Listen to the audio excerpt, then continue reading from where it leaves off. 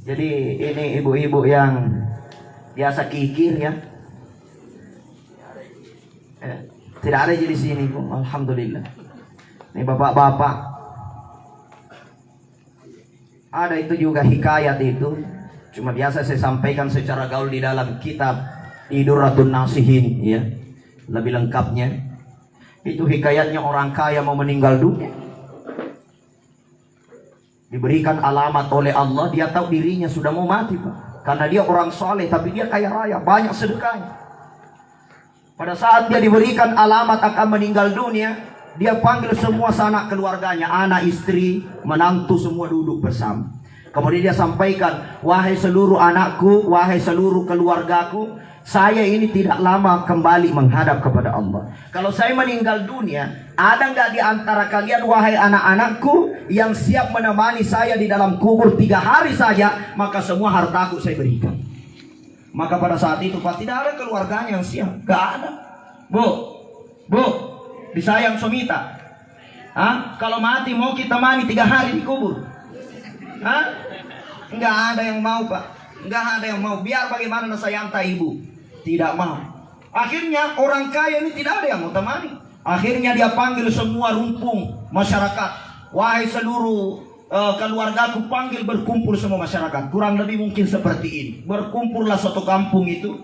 Kemudian ini orang kaya dia sampaikan, wahai seluruh masyarakat yang hadir, siapa di antara kalian yang siap menemani saya masuk di dalam kubur walau 3 malam saja, saya berikan semua ini hartaku, Pak. Semua kekayaanku kuberikan kepadanya. Maka pada saat itu kebetulan ada orang miskin yang hadir. Dia itu orang fakir, Pak. Apa pekerjaannya? Dia hanya menebang kayu di hutan, kemudian dia jual itu, mina pakai makan anak istrinya hari itu. Dia cuma tebang kayu, ambil kayu-kayu bakar, dijual, begitu kerjanya, Pak. Apa modalnya? Cuma kampak saja. Apa di sini kampak? Sama gitu. Kampak, wase-wase. Apa lagi? Ya, panci-panci, betul. Modalnya cuma panci-panci, Pak. Pada saat itu dia hadir sama istrinya. Akhirnya itu istrinya dia bilang, bapak, angkat mi tanganmu, temani mi itu orang kaya kalau mati. Nah 3 malam saja sudah kaya maki. Lama sekali begini jadi orang miskin. Berpikir suaminya, betul juga ya. Orang Bulukumba saja kalau merantau 5 tahun cari rezeki tidak balik-balik. Nah ini 3 hari saja sudah kaya.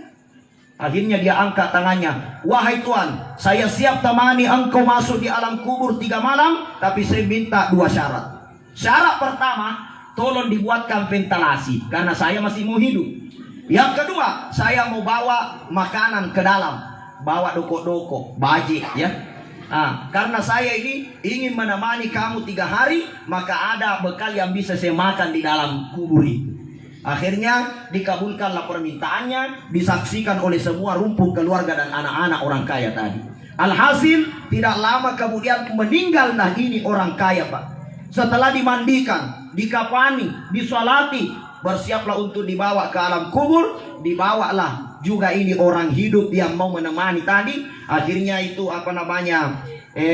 kuburannya itu dikasih luas. Kenapa? Karena 2 orang yang mau masuk, orang hidup sama orang mati. Akhirnya dikasih luas, dibentuk dengan bentuk yang sangat sederhana, akan tetapi bisa masuk 2 orang. Kemudian dimasukkanlah orang mati. Kemudian alhasil dimasukkan juga ini, turumi juga ini orang hidup bawa bekalnya. Dipasangkan papan, kemudian dibuatkan ventilasi, Pak. Setelah dibuatkan ventilasi, masuklah 2 orang, pulanglah semua. Pengantar orang mati dan pengantarnya orang hidup. Tidak lama setelah pulang semua orang yang mengantar ini, Pak, datanglah malaikat. Siapa? Malaikat? Bukan malaikat maut, sudah ngantuk ibu-ibu ini. Malaikat Munkar dan Nakir. Bukan Israfil peniup terompet kalau mau kiamat dunia. Ya, jadi datanglah Munkar, Pak. Baru jalan-jalannya itu Munkar sampai di kuburan, sudah begini di jantungnya ini orang hidup. Apa dia bilang? Apa sih nanti natanyakan ini malaikat Munkar kepada orang mati? Ya, Bu. Pak. Sudah tidur Bapak. Bu. Agak nalopok. Waktunya datang malaikat mungkar Bapak Ibu dirahmati Allah, untuk bertanya kepada orang mati, bilang ini orang hidup. Apa sih nanti tidak tanyakan malaikat mungkar sama orang mati? Sekalinya datangi mungkar Pak, bukan orang mati dulu natanya, orang hidup dulu ditanya. Apa kata mungkar? Agar tomu alai kukui. Ya kurang lebih begitu. Ya. Apa kau ambil di sini? Dia bilang saya temani ini orang mati. Buat apa kau temani? Kalau saya berhasil 3 malam, saya yang ambil semua hartanya. Apa pekerjaanmu di dunia? Menebang kayu. Apa kau gunakan tebang kayu? Kampak. Dari mana kampakmu? Dari besi. Kau beli dari mana? Kau beli dari pasar. Duanya dari mana? Belum sampai pertanyaannya mungkar Pak, sudah kencing-kencing dia keluar karena banyak sekali pertanyaan. Sewaktunya dia keluar, lari lompat dari alam kubur Pak, pulang ke rumahnya, bilang istrinya, oh Bapak, belum ada 3 malam, kenapa kau pulang? Gagal kita jadi orang kaya kalau begini. Ya? Apa kata suaminya? Tobat saya mak, tobat saya. Bilang apa bikin tobat kau? Pergi mak kau di rumahnya itu orang kaya, mintai sebagian hartanya sama anaknya. Kenapa? Sudah mau berhasil 1 malam temani. Apa kata suaminya? Wahai istriku tercinta, ketahuilah, bayangkan bagaimana saya bisa mengambil hartanya itu orang kaya. Di dunia ini modalku cuma kampak saja, pertanyaannya banyak sekali. Apalagi kalau ku ambil semua itu hartanya orang kaya, banyak sekali pertanyaannya. Makanya bapak-bapak hati-hati kalau ada punya 2 mobil di sini. Ditanya semua itu, makanya kalau 2 mobil tak kasih ustaz 1. Pakai ceramah Pak. Bebas maki. Iya. Apalagi yang pelihara burung walet, sudah. Ditanya manti itu burung satu-satu. Masya Allah. Maka dari itu banyak ki bersedekah. Ada tong dia itu tukang stasiun, kadang-kadang bingung-bingung umat. Dia bilang, mobil tidak dibawa mati. Emas tidak dibawa mati, uang tidak dibawa mati, rumah tidak dibawa mati. Akhirnya orang loyo, tidak ada semangat hidup, tidak ada gairah. Makanya jangan bilang tidak dibawa mati. Yang kita ajarkan itu, bawa uangmu mati, sedekahkan di KPUI. Betul tidak? Rumah dibawa mati, jadikan rumah tahfiz. Kalau 2 rumahmu, 1 rumah tahfiz, 1 rumah untuk istri pertama dan istri kedua. Itu ibadah. Betul tidak? Masya Allah. Ini uang dibawa mati. Banyak bersedekah, sumbangkan, belikan kain kafan untuk menjadi stoknya KPUI. Itu jemaah dirahmati Allah. Ini bersedekah. Ya. Yang kebingungkan umat. Bilang, siapa yang mati di dalam masjid pasti masuk surga. Saya bilang belum tentu Pak. Karena ada dulu di Makassar, nakarimpe itu asena masih tiba-tiba nakonta listrik belum pinambil itu asena mati. Di mana mati? Di dalam masjid Pak. Tapi pastinya bukan surga tampaknya. Kenapa masuk mencuri dalam masjid mati? Jadi bukan berarti mati di masjid pasti masuk surga. Betul tidak? Iya Pak. Jadi perbaiki penyampaian kepada umat, jangan bingung-bingungkan umat. Maka dari itu jamaah dirahmati Allah, ini amalan kedua, dapat fasilitas. Kita harus perbanyak bersedekah. Kemudian yang ketiga, amalan agar kita tidak diperiksa lagi di alam kubur oleh malaikat Pak, itu dijelaskan dalam riwayat yang khusus. Orang-orang yang banyak membaca surah Tabarak fi kulli lailatin, tiap-tiap malam. Ya, Iqra'u suratul mulki fi kulli lailah. Dia baca itu surah Al-Mulk, surah Tabarak tiap-tiap malam, tidak pernah dia tinggalkan Pak. Makanya jangan kita tidur sebelum baca surah Tabarak, surah Al-Mulk. Tabarakalladzi biyadihil mulku wa huwa ala kulli syai'in qadir, alladzi khalaqal mauta wal hayata liyabluwakum ayyukum ahsanu amala, sampai akhir. Itu kita baca sebelum tidur, atau kita bangun sholat tahajud, atau sebelum datangnya waktu fajar, sampai dia meninggal dunia Pak, dia tidak pernah berhenti membaca ini surah Al-Mulk, maka mendapat legalitas jaminan, tidak diperiksa lagi oleh malaikat di alam kubur, tidak ditanya-tanya lagi. Nah, ini tiket VIP di alam kubur. Jangan tinggalkan ini. Lalu apa kelebihan lagi surah Al-Mulk ini? Dijelaskan dalam satu riwayat, orang yang banyak membaca surah Al-Mulk itu akan ditinggikan derajatnya oleh Allah, sehingga ia diberikan maqamam mahmudah, tempat khusus untuk dia. Salah satu kemuliaannya Pak, selalu tampil bersahaja. Kang Adatong itu orang, sebenarnya dia orang kaya, sebenarnya dia banyak kebaikannya, tapi yang selalu muncul kejelekannya. Tidak ada orang yang baik lihat-lihat. Semua orang bilang, wih itu yang jelek itu. Tidak ada orang baik lihat Pak. Tapi ada orang itu sebenarnya mungkin kesalahannya banyak, tapi dia bersahaja Pak. Setiap orang lihat tenang hatinya, seperti Bapak Bupati, seperti Ketua Majelis Ulama kita, senang mentor apa penadingnya kalau kita lihat mukanya. Ada orang yang dilihat mukanya kayak moki, muntah dia. Coba Pak, kenapa? Karena keberkahan, ada nur, ada cahaya. Bagaimana membuat hidup kita ini bercahaya? Salah satu amalannya Pak, itu banyak-banyak baca surat Tabarak. Almarhum Ki Haji Arifin Ilham, saya pernah bertemu Pak, waktunya datang tabligh akbar di Kabupaten Wajo. Disusul waktu saya ada acara di Sentul Bogor, saya masuk di pesantren Az-Zikr. Saya tanya, Ustaz, apa amalannya itu bisa rukun semua istri tidak bertengkar? Dia bilang amalannya tidak pernah tinggalkan surah Al-Mulk setiap malam. Itu rahasia Pak. Ya.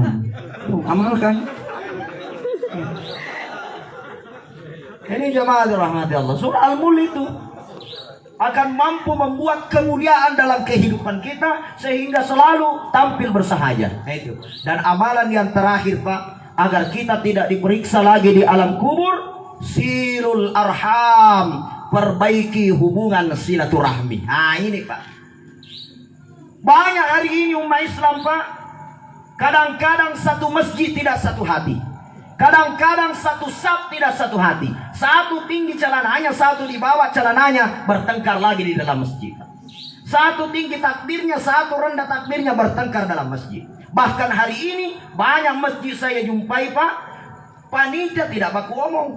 Antara bendahara dengan ketua kadang-kadang tidak baku omong.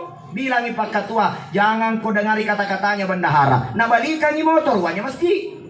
Sekalinya bendahara bicara, apa itu Pak Ketua, pintar dia bicara. Nah tidak tahu keuangannya masjid, dia baku celah-celah padahal sama-sama pengurus masjid. Betul tidak? Tapi tidak ada di sini Pak, tidak ada di sana, di daerah pulau apa itu, lupa namanya. Tidak ada di sini. Ini silul arham Pak, perbaiki silaturahmi. Lihat sekarang banyak orang baku tetangga tidak baku omong hanya gara-gara cemena. Hanya gara-gara Pak siring rumahnya itu Pak. Ketawa di dalam bilang, ai tetangga aku nih begini. La haula wala quwata illa billah. Coba. Subhanallah. Hanya beda lipstik saja Pak saling gosip. Ya, hanya beda lipstik, hanya beda cilla saja baku gosip bilang, itu cillanya itu palsu. Kenapa kok bilangnya palsu? Coba milih itu cillanya, sudah luntur ke bibirnya. Bilang itu Pak. Begitu Pak. Ini namanya rusak silul arham, rusak silaturahmi. Orang yang memperbaiki hubungan dengan sesama, inilah yang akan mendapatkan fasilitas VIP di alam kuburnya Pak. Ini perbaiki hubungan tak. Bahkan sekarang Pak coba lihat begitu banyaknya organisasi, kadang-kadang sama-sama aja pengurus organisasi bercelah-celah. Lain organisasinya ini, lain organisasinya ini, sama-sama di organisasi mengurus Islam, tapi dia baku celah-celah. Kenapa? Karena kebanyakan mereka punya kepentingan dunia. Kalau kepentingan akhirat tidak baku celah-celah itu, betul tidak? Makanya KPUI ini mengurusi mati, insya Allah tidak ada baku celah-celah di dalam.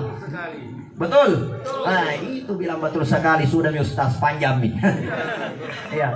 Oke Bapak Ibu dirahmati Allah. Ini hubungan silaturahmi kita perbaiki, antara suami dengan istri, antara istri dengan suami, antara anak dengan orang tua, antara tetangga dengan tetangga yang lainnya, antara pemerintah dengan rakyat, antara rakyat dengan pemerintah. Kalau ini terwujud dengan baik Pak, maka kita akan mendapatkan keberkahan dari Allah. Dan kalau silaturahmi kita bagus, insya Allah yakin akan mendapatkan fasilitas VIP di alam kubur. Hari ini banyak orang rajin salat tapi silaturahminya rusak.